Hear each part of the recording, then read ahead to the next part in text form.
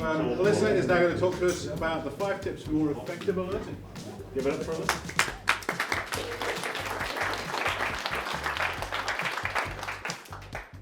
Thank you.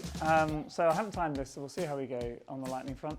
So yeah, I'm going to talk about alerting. I guess it's a little bit tangential to testing, but testing's, part of that is observability, and part of that, I guess, is alerting. So I'm going to take us on a bit of a journey through alerting at Glean and some things that we've done over time to make our alerts more helpful, less noisy, all that good stuff. So right at the beginning, I had fun digging through Slack for this. This is how our alerts kind of started right at the start. So when Glean was first created as a product, we had logs going into Elasticsearch, and we were using a tool called Grafana for graphing stuff. And we decided we wanted some basic alerting to tell us when things were going wrong. And we already had Grafana, so we were like, oh, cool, you can do alerts off of that as well. So this was our very first pass at that. It's nice, it's minimalist. It did the job. When the team was small and the product wasn't really in use, this was fine. But I guess there's some obvious questions that you might have as somebody seeing this that's basically just telling you a bad thing happened, but not what it is or what you're supposed to do about it. So what we actually ended up seeing in Slack was stuff like this, right, where you've got the alert that something's happened and that it's resolved, and then somebody else has to come along. They've gone into Elasticsearch and actually looked at the logs, found out what it is, shared it in Slack. Maybe you end up with a thread talking about it. So yeah, I guess tip 1 is very basic, but it's a tip that we didn't follow ourselves right at the start, which is just include the useful information. So in our case, to do this, we switched to something called ElastAlert, which is built with a bit more with alerting specifically in mind off of Elasticsearch. So we were able to update our alerts to look a little bit more like this. So now we've got some things like the login code, the message, the stack trace of what's happened. And yeah, this is good. We can look at it and see what's going on. It not only saves the boring round trip of figuring out what it is, but also means you can see at a glance when something new comes in. I suspect on the old system we probably missed things occasionally because you'd get something firing once a day, and are you really going to go and look every single time to make sure it's that same thing that you know about? Probably not, so then maybe you miss something. So yeah, tip 1, basic. Put useful stuff into your alerts. So the second one is around alert frequency. And there's, I guess, a couple of things here. So there's how often do you check for the bad thing happening? Like how soon do you need to find out? So I guess something like an uptime check for your whole service probably wants to run pretty frequently and tell you quite quickly that something's down. But also how often do you want it to nag you or re-alert for the same problem? So I guess in this case, we're talking not really about uptime, but errors in one of our services. So if the same error is happening and hasn't been fixed yet, how often do you want that to keep telling you? Telling you once and then never firing again is probably wrong. Firing like this on the right-hand side, where we've got 6 alerts in an hour period for the same thing, is probably also wrong, right? And it's going to depend on what the alert is as to what you do. And this tip isn't get it right first time, because you won't. The whole point of alerts is that we put them in because it's something unpredictable that we want to be told is happening, right? So you're not going to get it perfect. But don't be afraid to go back and adjust those thresholds. It's surprisingly easy to put up with this.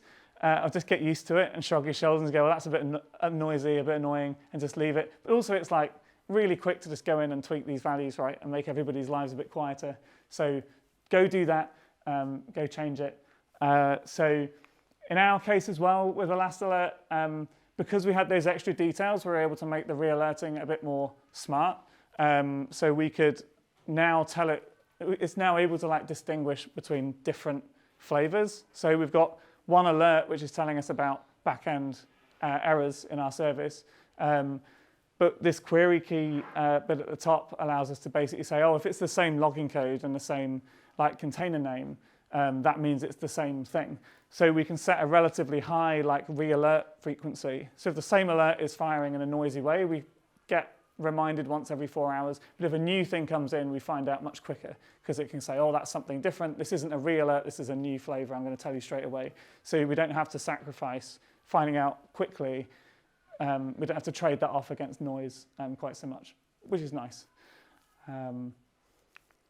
So number 3, I guess, is similar to number 1 in terms of including information, but it's a bit more around like guidance of thinking about who the alert is for and what you want people to do with it. What you want to be going through somebody's head when they see this. Like, people's days are busy, alerts are a distraction. Usually, I guess when you're writing an alert, you're not writing it just for you, you're writing it for a team to care about. So you want somebody to be able to see it and immediately know not just what's happening, but why they should care, what you want them to be doing to try and solve it. Obviously, you've only got so much space to work with, though. Like, you don't want a Slack message that comes in that's like an essay, a war and peace about like the history of this error and here's why you should care and here's what you should do. So something we've started doing at Glean. So here's an example of like the bad way, I guess. So this is an alert that I wrote due to something I was focusing on at the time. It says problem in file beat, cannot index event, and then like a massive dump of JSON. So I've kind of followed the first 2 tips here. I think I thought about the frequency. It was like once a day. The information is there if you're me to know what to do. But anyone else in the team is going to look at this and be scratching their heads and just ignore it, right? Which is what happened. And then I found, to my dismay, that this did not make the world any better. The problems did not get fixed, and I had to kind of help people. Or people had to come to me and ask, what the hell is this? Why have you added it? What do I do? So I wrote a little how-to wiki thing on our GitHub discussions and just changed it so in the title there's just a link that says, how do I fix this? And so now you've got, it's not taking up all the room in Slack, but you can click on that and it takes you to a thing that talks you through, this is what this is why it's here, this is what you should do about it, which is, better. And then people started actually engaging with it sometimes and fixing it. So number 4, make silencing easy. Yeah, so I guess it relates a little bit to alerting frequency, but it's a little bit different. I guess no matter how well you tune your alerting frequency, you're going to have situations where you're going to want to maybe temporarily turn an alert off because, okay, we know about that error, we're fixing it, but we're not going to get a fix out immediately. It's going to be tomorrow. Or maybe that's an error, but it's not our problem. It's a library we're using. We're waiting for them to fix it. I don't want to keep being told about it every day, but I also don't want to turn the alert off because there might be other problems that I want to hear about. And if you have to do like a config change for that every time or a pull request to go and update and add another filter, that's just like extra friction that means you might not actually do it. Especially if it's something temporary, you then have to also set yourself a reminder to undo that pull request when the thing gets fixed. It's all a waste of time and friction that you don't need, boring admin in your life. So we took a tool called Alert Manager and wrapped that around the alerts that we'd already built. And basically Alert Manager, it looks the same information is there, but you just get this silence button that's in the bottom left that lets you say, okay, actually, this thing's really noisy, we know about it, just snooze for 24 hours, please, so we can get back to our days. No one has to do a PR or anything. You click that button and you get taken to a screen that looks like this. It's pre-populated with some stuff, but you can tweak it. You can say when you want the silencing to end, all that sort of good stuff. Anybody can do it. We found this really useful for keeping ourselves honest on this stuff, where before we might put up with something that was a bit noisy for longer than we should. So there is a 5th tip. I did say there were 5, but I want to pause just before that to talk about my absolute favorite alert that we have at Glean. So there's a thing called an out-of-memory error, which some of you will probably have heard of, but a brief background is that you've got a service that's trying to do too much at once, and so it falls over. Like, it gets some sort of expensive job to do and decides, right, I'm going to try and do it, and then it runs out of memory and dies. And at the beginning at Glean, with the very first pass at alerts, this is what we would see if that happened. Something happened, something bad, error in admin backend, and we'd be like, okay, we'd go and look at the logs maybe and find out what it was. I guess iterating, it then started to look like this. So, okay, great. Now we know it's an out-of-memory error. We know where it's happened. We know sort of what it was doing at the time, but Out-memory errors are a bit special in that this still isn't really enough information to go and fix it, because what you want to know is what was in memory at the time. Like the action that it was handling when it had an out-memory might not actually be the cause. It might just be the straw that broke the camel's back. There might be something else that was going on that was actually the memory hog. So there's a thing called a heap dump that you can get from Java. And I think other languages must have similar things as well. So that's the actual tool that you need in order to diagnose it. So adding on our stuff around having guidance and having all the useful information, we now have an alert that looks like this. So an out-of-memory happened, it's in this service, there's a link, how do I investigate out-of-memories? That takes you to a GitHub discussion which talks you through what a heap dump is, how to look at it, where to get it. There's another line there that says the heap dump can be downloaded using the following link, or here's how to get it manually out of AWS. So you can grab the file, you know what you're doing, you can go and look at it. And I guess the sad thing is, this is my favorite alert. We haven't seen it since March because it worked. So the alert did its job. Like this came out, someone else on the team engaged with it, they looked at the heap dump, they followed the guidance, they found what the root cause was, and they fixed it. So hooray. Sad for me a little bit because I enjoyed writing this, but hey, if we introduce anything else, this will happen again, and I guess that's a good thing overall, so I should be happy. Final tip then to wrap it up is monitoring how many alerts you have across wherever you're seeing them. So for us, we use Slack, but wherever they are, alert fatigue is a killer. Like it's something that you really need to try and be on top of if you're adding alerts, and be really conscious of. It doesn't just ruin, if you add an alert that's noisy, it doesn't just devalue that one that you've added, it devalues all of the alerts that you have because it tires people out and then they stop looking at the important stuff as well, or like the well-behaved alerts also sort of suffer and get ignored. So we have a dashboard at Glean that's like kind of our engineering health, I guess. So it's got a bunch of things on there like how our pipeline is faring in terms of times and flake rates and stuff like that. And one of the things that's on there is how many alerts we've got broken down by Slack channel. And this doesn't alert yet, maybe it should. We could put a threshold in this and say, hey, you're alerting too much, have another one. That might be a terrible idea. But in any case, we look at this about once a month. It's there for anyone to see. We broke it for a bit. That's what those huge bars are. We sort of had some bug with retrying and Slack APIs and stuff. We fixed that now, so we get sensible numbers again. Hooray. And yeah, doing something like this just means you can see if you suddenly have badly behaved alerts. You don't just have to listen to anecdotal evidence. You can see it more proactively and fix it. And my alert has stopped firing now. I will stop talking at you. Thank you very much.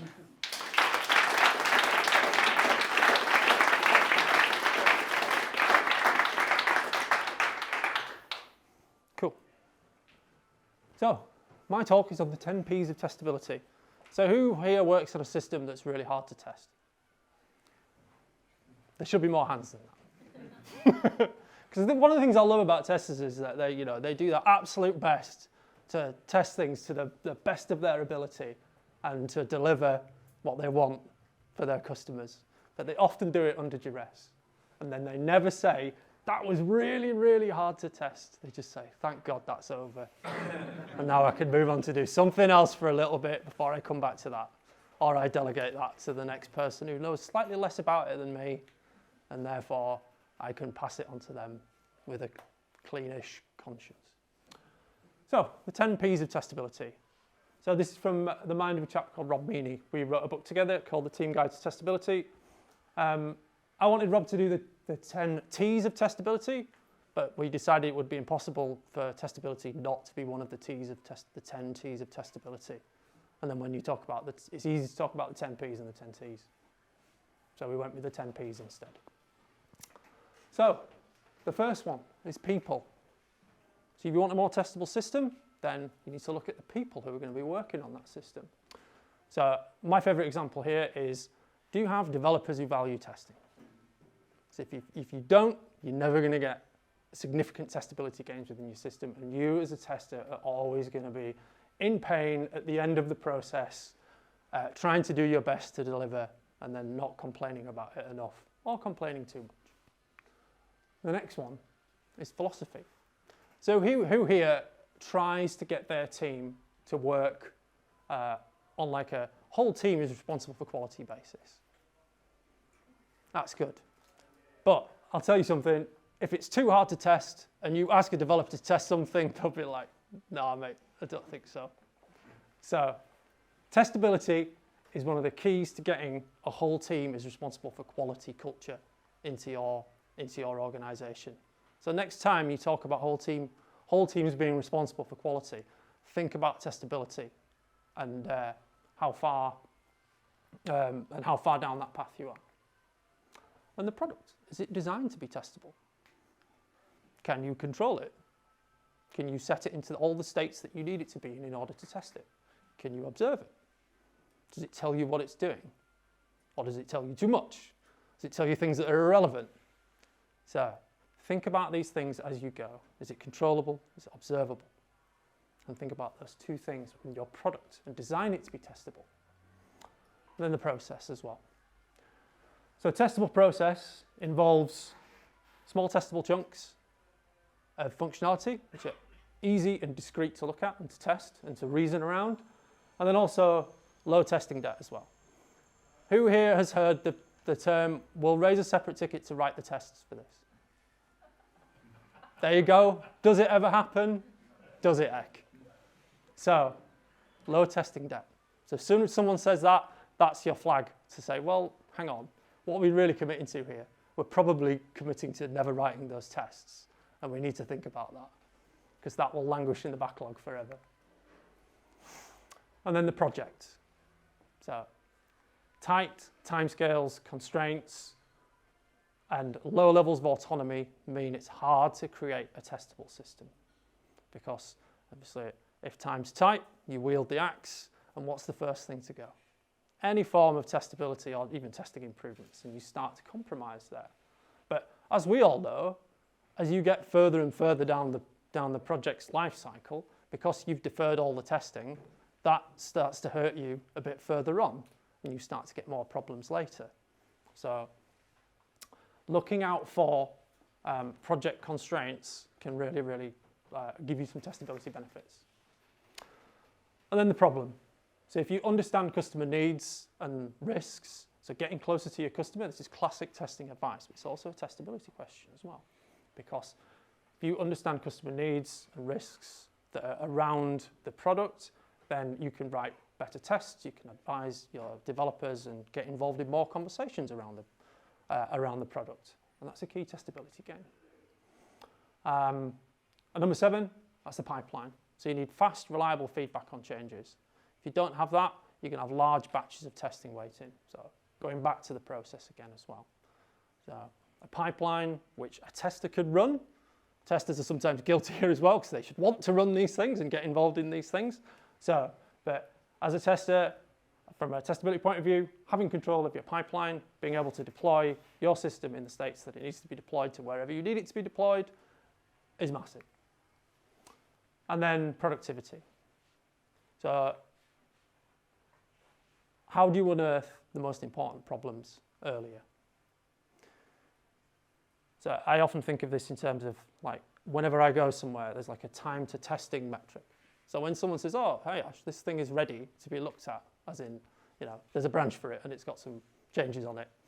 It's like, well, how fast can I get that into someone's hands to test it? And if it's a long time, it means that you're not going to find the most important problems early. You're going to find them too late. So being able to sort of squeeze that time to be able to start testing is a really good, like, early testability metric. Because if it takes you ages to get a build into someone's hands, then that means that you're not getting the feedback early enough. And, you know, a lot of devs will have moved on to another thing, you know. So it's better to give the feedback as early as you can. And then production issues. So again, it's a good testability metric, because if you've got lots of high impact production issues, it suggests that, you know, your testing isn't targeted at the right areas, or it's hard to target the things that are problematic. So I guess the classic ones here are like, say if part of your system isn't configured in any test environment. So you just say, well, you know, you only live once, so let's just deploy it and see what happens. or something that takes a long time to test or is hard to mock. These types of things lead to production issues. You look terrible because you just say, well, I never ran it. And they're like, why? And you're like, well, it's hard to do. It's like, well, lots of things are hard to do. Doesn't mean you shouldn't do them. So lots of production issues suggests that there's holes in your testing and also holes in your ability to build your system and use it in all test environments, in a test environment. And then proactivity.